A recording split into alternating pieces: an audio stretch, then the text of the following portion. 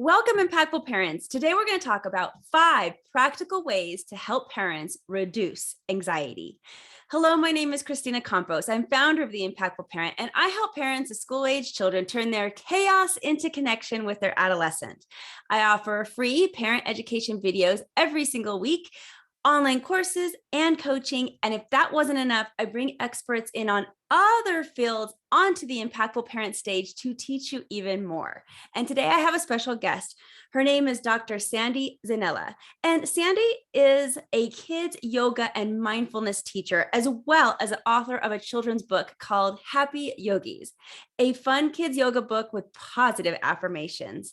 I'm excited to have her on today to talk about how we as parents can reduce our anxiety. So thank you for being here, Sandy.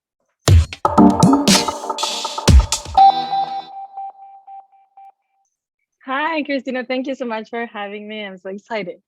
So many of us have anxiety. It's our body trying to warn us of something so that we proceed with caution. But sometimes our anxiety as parents can become off the charts. So I know. yeah, it's bad. I mean, especially when you have teenagers in the house. I mean, oh my gosh, the anxiety. I heard. But Yeah, I tell us heard that more. it becomes more mentally, right? Than the struggle Exactly. with the toddler. I know. I heard. Yes. My kids are still young. But tell us more about why anxiety is bad and why we need these 5 anxiety reducing techniques that you're going to teach us today. So I would like to start with normalizing this anxiety in parents, and kids have it too. On average, 40 million Americans in the US deal with anxiety. So yes, we're all going through this. So there's 2 kinds of stress. There's good stress. It's even called eustress, which is the one who's going to get you moving to do things. For example, I have a test. That anxiety, that stress is going to make me study or prepare better. However, the way that we recognize the anxiety is becoming pathological is if it's interfering with our daily routines, or maybe you don't want to work anymore, or you're making excuses to do whatever you used to do normally. Great. I'm excited to get started with it. So go ahead and give us tip number 1. Yeah, tip number 1 is breathing. And bear with me, I know that a lot of people tried it and maybe they say like, oh no, I tried it and it didn't work. So I want to start with explaining a little bit about the science, or the how does it work, because sometimes with other parents that I work with, it works better if they understand how physiologically breathing can help you. Yes, because how can breathing help reduce anxiety and stress? Right? I know it works. I know it works, but it's a tough one for a lot of people to do. It is, yes. And sometimes we don't want to hear, oh, calm down, just breathe. It even fires us even more. But we understand. So we have the nervous system divides in parasympathetic and sympathetic. So the sympathetic is the fight or flight mode, the one that's going to get us through, like a lion is chasing us. Okay, I'm going to survive. So this is the one that's going to make our breathing shallow and faster. So we get more blood into our muscles so we can run from the actual threaten. However, when we are triggered with anything, it could be from our children or our husband, or not, or it could Anything. be Work. Yes. Our brain doesn't really understand if this is a lion chasing us, or it's just a trigger that is related to something that we've lived in the past or anything else. So we're going to get in that situation, fight or flight mode. I need to get out of here. And maybe then's when you're going to start screaming or anything. So the way the parasympathetic is there to stop that cycle. So when we breathe, is the opposite, completely the opposite. So when we breathe, we send that oxygen to our brain, and our brain's kind of like gets more the idea that, okay, I am safe. I don't need to run. And you start to understand with your prefrontal cortex, okay, this is not a life-threatening emergency. Now, how the breathing? Normally we breathe around 12 times in a minute. When we are in this situation of anxiety, our breathing can go up to 20, 22, which is very fast. Even if it sounds low, but it's very fast. And that's where it's going to get us our blood pumped, our heart racing. And even if you notice your palms are sweating, etc. So we want to break that cycle in order to enter to the parasympathetic, which is the rest and digest.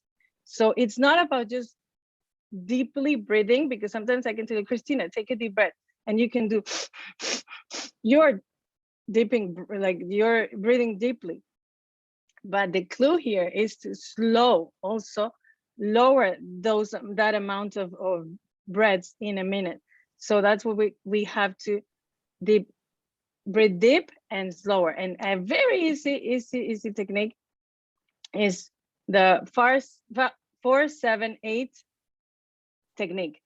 And with that, we're gonna count for 4 seconds and take a deep breath in for 4 seconds. And then we're gonna hold it for 7 seconds. And breathe out slowly for 8 seconds. 2, 3, 4, 5, 6, 7, 8. And if you see, that made you slower. So with that, you're gonna get to 10 breaths, and immediately your brain is gonna understand that you're not in a life-threatening situation. You can start, if it's too much, the 7 and the 8, you can start with 4, 4, 4, and then increasing. And for children, you can use it as well.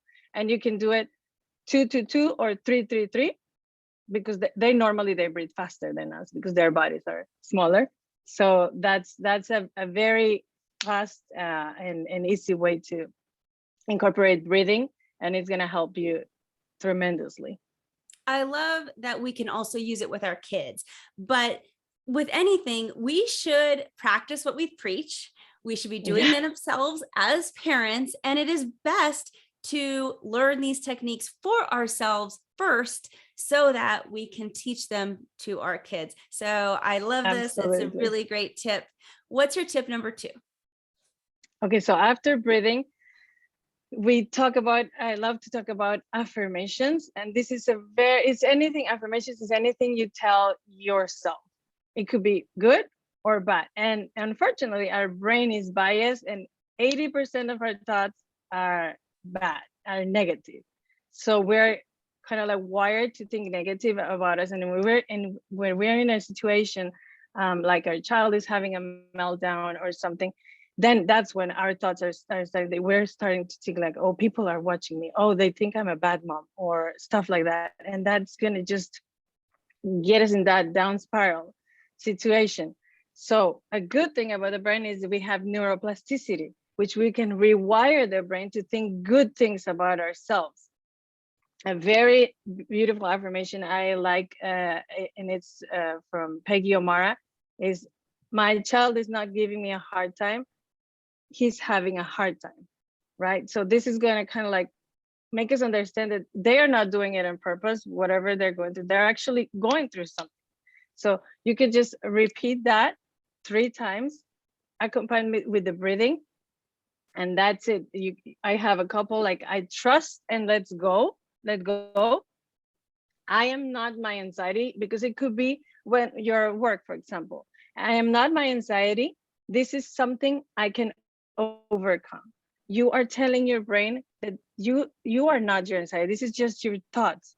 I always try my best, and I leave the rest to either, you can say, God or the universe. So you have a backup.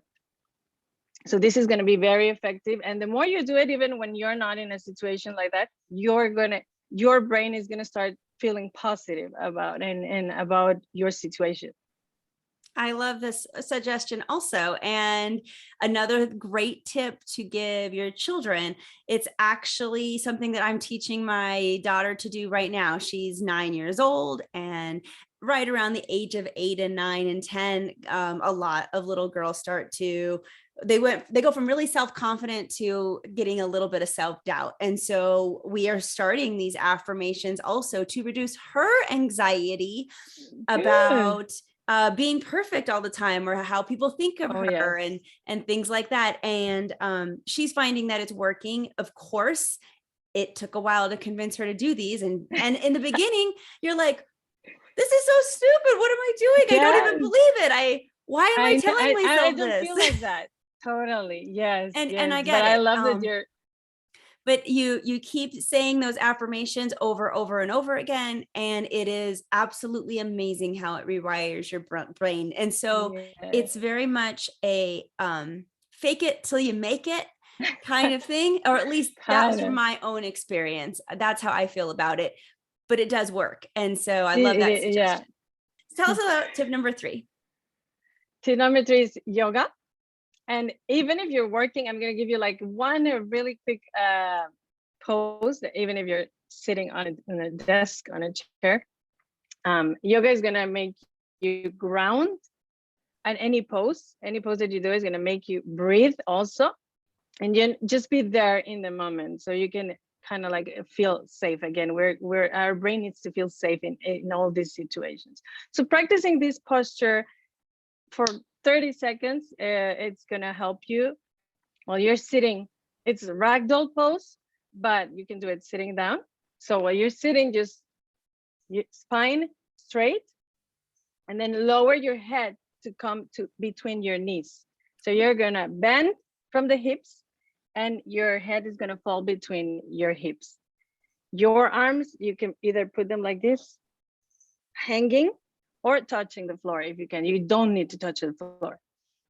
That way, first of all, it really is going to change your perspective, even if it sounds funny, but it does. You're like upside down. Your head is looking from the other side, and your brain is gonna understand, and it's gonna feel like maybe you need a chance to change things around and see it differently.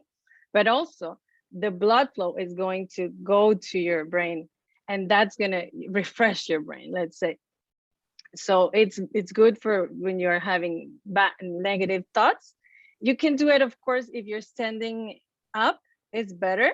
But if you're sitting, and you're in the office and you don't want to start like doing 3 pose or something, you can just, bend from the hips and put your head as low as you can, so you can really get that blood flow to your brain and that oxygen.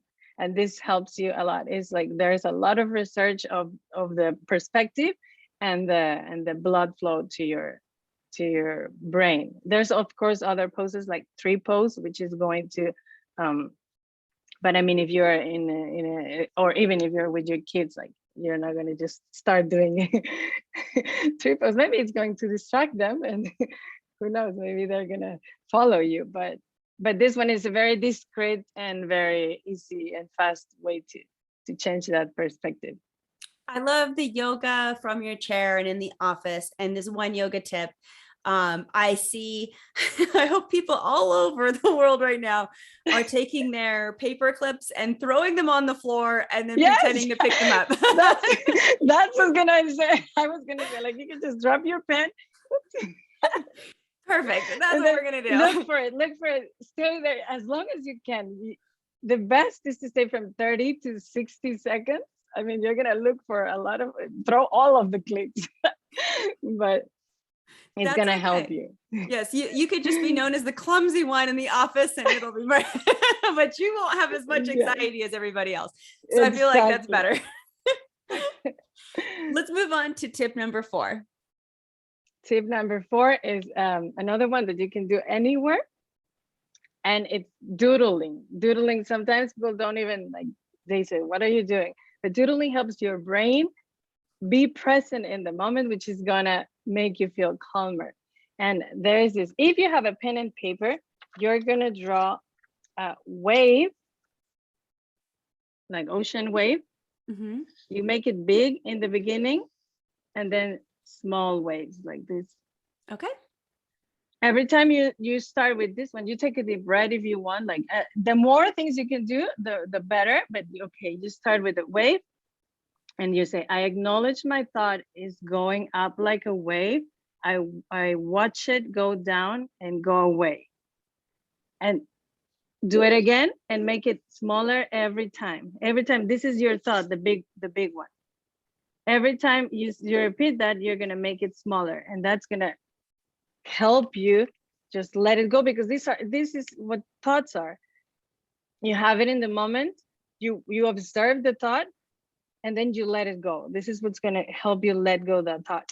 And the good thing is that you can even do it if you don't have an paper or a pen. You can do it on your arm with your finger. You can just imagine the wave going up and down, up and down. And every time you make it smaller and smaller. And that's a very easy and good way to let that thought go away without ignoring it. Without ignoring it, you're acknowledging the thought. You have it. I'm feeling angry, but I watch it let go away. That's beautiful. I love the sentiment. It's nice. Yes, yep. Right. I'm excited to hear your tip number 5, because so far the first 4 were great. Thank you. The 5th is mindful walk. This one, you can practice it when you're not anxious, just to become more aware and present and mindful, just to practice, because mindfulness is like a brain. The more you practice, the better you get at it and stronger in a way. But when you're in a situation of stress, a mindful walk is just, you take a deep breath and you start walking without having any place to go. What you're going to do is you're going to, again, help yourself ground, and you're going to start slowly. You feel each step, you feel all the pressure on your, for example, you start with your right foot, the pressure on the right foot, feel everything. Try to feel even your shoe on your foot, like focus on your foot. And then the next one, if you're in your office, you can do it in the hallway. Better if you are somewhere around nature. And what you're going to start doing is you're going to look for 5 things you can see. I see a window, or I see a tree, or I see my coffee. If you can't walk, you can do it sitting down as well. And then 4 things you can touch.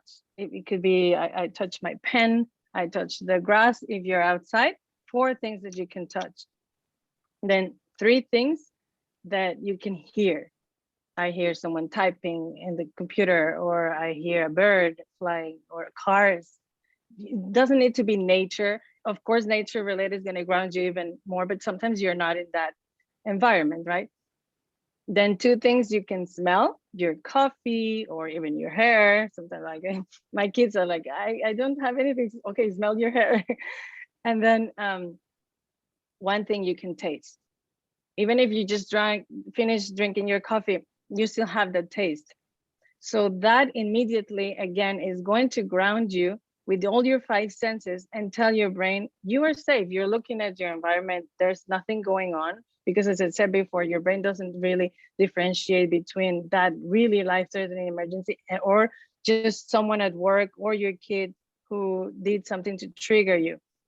So that's going to tell your brain, you are safe. You look at your environment, everything is going around well, and it's going to connect you with yourself, because this is what we need. We need to connect and touch our inner person and in order to be calm. So this is very good. I love doing it, even if you're not in a stressful situation. It really works, but you can, as I said, you can do it anywhere. And that's a mindfulness walk if you can, but if you can't, because you're not in the place to be able to walk, you can just do the 5 senses, 5, 4, 3, 2, 1. Yeah. And do it in your home. You can do it in your office. You could do it hiding in your closet, which that's what I do when I'm stressed out as parent. I hide in my closet. I do too. Yeah. Oh, we understand you here on The Impactful Parent. We've all been there. But I love the suggestions because it feels like they're attainable. It sounds like all 5 are things that are easy for parents to be able to do at any time. And best of all, we can teach those to our kids so that they can have less anxiety too. Because I have to imagine that stressed out parents also make stressed out kids, right? Yes, totally. It's like a cycle. And you perfectly know that even modeling behavior, right? I see my mom that she freaks out and she screams. So I understand, the little kid understands that this is the way you react to any situation. Well, it has been great having you on today, but I hear that that's not all. I hear that you have a freebie for my audience also. Yes, I have a mindful walk page that you can do, but this is to practice when you're not in a stressful situation, because I really want you to go outside, walk with your kids or alone. And it just is a worksheet that you can check each of the 5, 4, 3, 2, 1 things that you're gonna do. And just, if you can do it in nature, that's the best way you can ground yourself, even barefoot on the grass, if it's somewhere clean, of course. Like, if barefoot, it's amazing the way that the energy comes from the earth. You're really connecting to the earth, to yourself. And so you can use this technique to yourself first, and then you can do it with your kids. Kids love this. Whenever I do yoga on the beach or anywhere we're outside, we finish our session doing this, because kids love treasure hunts. It's like a treasure hunt, but you're using your senses in order to feel grounded and do it mindfully, in a mindful way. It's been a pleasure having you. If people want to hear more from you, how would they get a hold of you? Yeah, I am on Instagram as at my mindful mom life, and my other Instagram for my kids yoga book is at happy.yogis.book. And also my website, www.mymindfulmomlife.com. You can write me anywhere through there, or DM me any question you have. I'm there. And if you would like to become a more impactful parent, check out all that my website has to offer. I have parenting courses, family coaching, a free downloadable app, and lots of free resources. But until next time, you got this, parents. I'm just here to help.